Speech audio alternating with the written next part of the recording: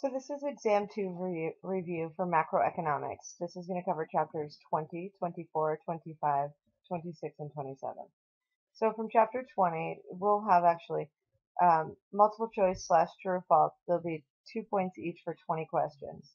There'll be 4 short answer questions and 2 essays worth 20 points each. So the first one, define unemployment, the unemployment rate, and the labor force. Identify who's included in the labor force and who's excluded. Identify types of unemployment. Define price level and inflation and how they affect the economy. Describe the effects of minimum wage on unemployment and GDP, and define a business cycle. Chapter 24 is aggregate demand and supply, and you will have to define aggregate demand and identify movements along the curve or a shift in the curve of aggregate demand. This is the economy as a whole. Identify determinants of aggregate supply and distinguish between movement along the curve and a shift. Define short-term market equilibrium and describe the long-term aggregate supply curve, a straight vertical line. Concepts for the chapter 25. Define money and the 4 functions of money. Discuss why the Federal Reserve was set up.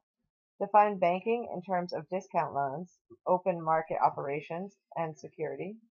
And discuss the policy tools used by the Fed to manage money supply and understand what a commodity is.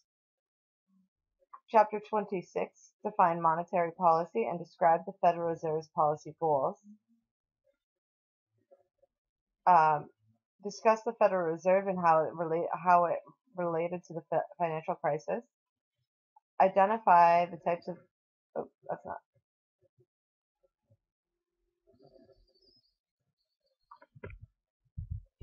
that's probably copying and pasting here.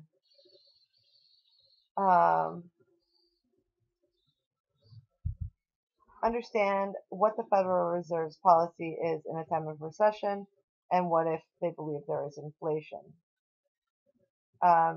Fiscal policy, or chapter 27, define fiscal policy and who is responsible. Define a federal budget, surplus and deficit. Understand what the federal government spends its money on. Understand what are transfer payments and how do they affect GDP.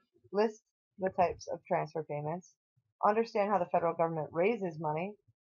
Explain expansionary and contractionary fiscal policy, and understand how fiscal and monetary policy affect you. So this is the overview of exam 2.